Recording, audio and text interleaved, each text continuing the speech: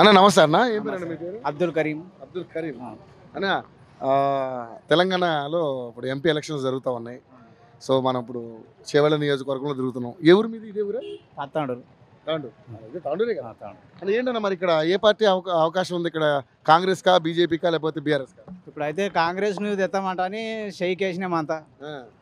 కాంగ్రెస్ వచ్చింది. మాకు కోరిక ఉండే మా జిల్లా అన్ని జిల్లాలోనే సీఎంలు అవుతున్నారు. మా జిల్లాలో కూడా తెలంగాణలో జర సీఎంలు కావాలి అంటానే అనుకునేటివి. సీఎం అయిండు, ఇక స్పీకర్ కూడా అయిండు. సీఎంకి మైక్ ఏనికి అయిండు మా ప్రసాద్ కుమార్ సార్. ఇక అప్పుడప్పుడు పోరాటాలలో కూడా ఉద్యమంలో శుభప్రద పటేలు మేమంతా ఎన్టీఆర్ కాడ వికారాబాద్ వంట వార్పులో పాల్గొన్నాం. కానీ అంత మంచిగా ఉన్నది. మేము ఇక మా జిల్లా నుంచి కూడా ఒక మనిషిని పిఎంని చేద్దామంటని అనుకుంటున్నాం. రాంగ ఎవరా క్యాండిడేట్? ఇక లాస్ట్కు ఇప్పుడు రేవంత్ రెడ్డి సారు అదేంది జడ్పీటీసీ ఉన్నాడంట, సీఎం అవుతాడని ఎవరికి తెలియదు. ఇప్పుడు మేము సీఎంని చేద్దాం మా జిల్లా నుంచి అనుకుంటే కూడా కొడంగల్ నుంచి సీఎం అయిపోయాడు.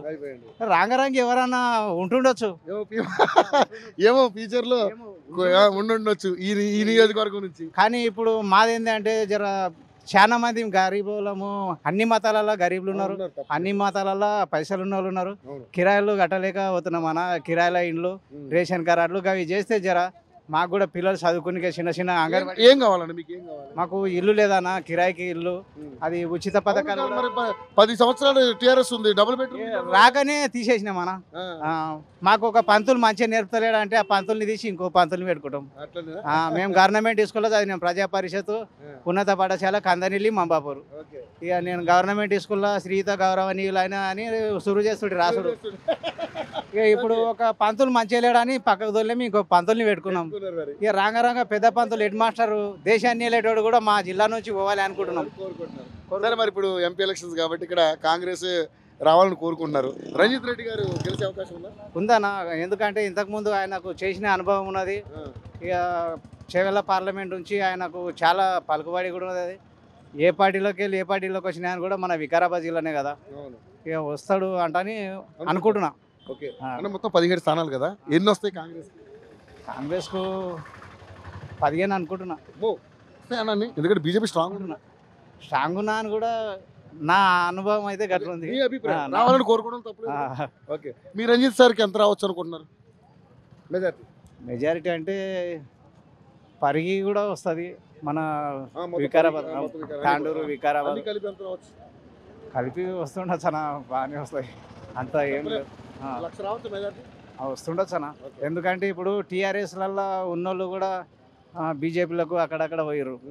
ఇప్పుడు ఏంటంటే టీఆర్ఎస్ వాళ్ళ మీద ఏం కోపం ఏం లేదు, కాకపోతే జర భూములు గుంజుకొని తిప్పలు పెట్టి అట్లా చాలా ఇబ్బంది పెట్టిరు. పల్లెల్లో పెద్ద పెద్ద లీడర్ల గురించి అంటే నాకు తెలియదు. పల్లెల్లో చిన్న స్థాయి వాళ్ళు ఎవరైనా తెలియనోడు జర గరీబ్ లేకుంటే కూడా వాని భూమి గుంజుకొని వాని తిప్పలో పెట్టి.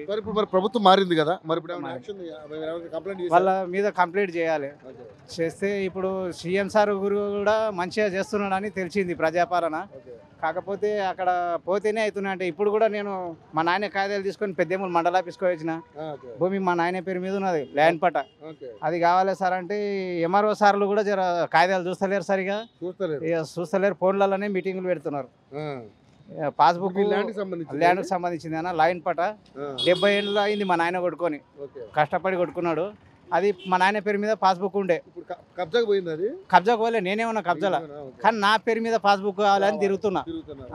జర ఇట్లాంటి చిన్న చిన్న పనులు అయితే లేవనా, జర ఇవన్నీ అవ్వాలి.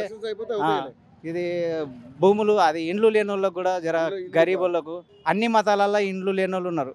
కిరాయిలు కట్టక వస్తున్నాం అన్న. పిల్లలు కూడా అంగన్వాడీ స్కూల్కి పోతున్నారు, మా బిడ్డ కూడా. ఎందుకంటే రేషన్ కార్డు ఉండాలి అంటున్నారు, ఏడుకొని అని. రేషన్ కార్డు లేదు. 60-70 రూపాయల కిలో బియ్యం కొనుక్క తింటున్నాం. ఇక రోజు కొనుక్క తినాలంటే రోజు సంపాదించేదే 300. ఆ 300 కాంగ్రెస్ గవర్నమెంట్ వచ్చినాక రేషన్ కార్డులు ఇస్తామన్నారు కదా. ఇస్తామన్నారు, అది కూడా అప్లై చేసినాము. కానీ జర జల్దీ చేసి ఇచ్చింటే మాకు ఎక్కడ పోయినా అని కూడా రేషన్ కార్డు అడుగుతున్నారు. ఏదానికి పోయినా రేషన్ కార్డు ముందు చేసి జర ఆ ఉచిత పథకాలు ఏ పథకాలు వచ్చినా పర్వాలేదు మాకు, కానీ అది రేషన్ కార్డు ఒకటి పొట్టకు తింటాం అన్నం. ఆ అన్నం కోసం ఒక రేషన్ కార్డు ఉండడానికి ఒక గూడు అది చేసి ఇస్తే చాలు. ఇక మేము కూడా కోరుకుంటున్నాం మా జిల్లా నుంచి కూడా పెద్ద పంతులు హెడ్ మాస్టర్ పోవాలి దేశానికి. ఇప్పుడు ఎమ్మెల్యేలు గెలిపించుకున్నారు, ముఖ్యమంత్రి గెలిపించుకున్నారు, ముఖ్యమంత్రి ఇప్పుడు ప్రధానమంత్రి కావాలి. బుయ్యని మనోహర్ రెడ్డి సారు జడ్పీటీసీ లేకుండే ఏం లేకుండే ఏది లేదు. ఆయన సరే ఎవరికి ఫ్యాక్టరీ ఉన్నదని తెలుసు. ఎమ్మెల్యే చేద్దాం కాంగ్రెస్ నుంచి అనుకున్నాం, కాంగ్రెస్ అది. ఇప్పుడు సీఎం కూడా కాంగ్రెస్ అయ్యాడు. ఇప్పుడు స్పీకర్ కూడా మన కాంగ్రెస్ నుంచి, మన జిల్లా మనిషే. కానీ మన జిల్లా నుంచి కూడా ఒక పెద్ద సార్ పోవాలి, పిఎం కావాలి మా జిల్లా నుంచి అని కోరుకుంటున్నాం. కాకపోతే మాకు ఈ ఇండ్లు రేషన్ కార్డులు చేయాలన్నా, కానీ మండలాల్లో కూడా జర పనులు అయితే లేవు, జర పనులు కూడా అయితే లేవు అన్న మండలాలల్లో.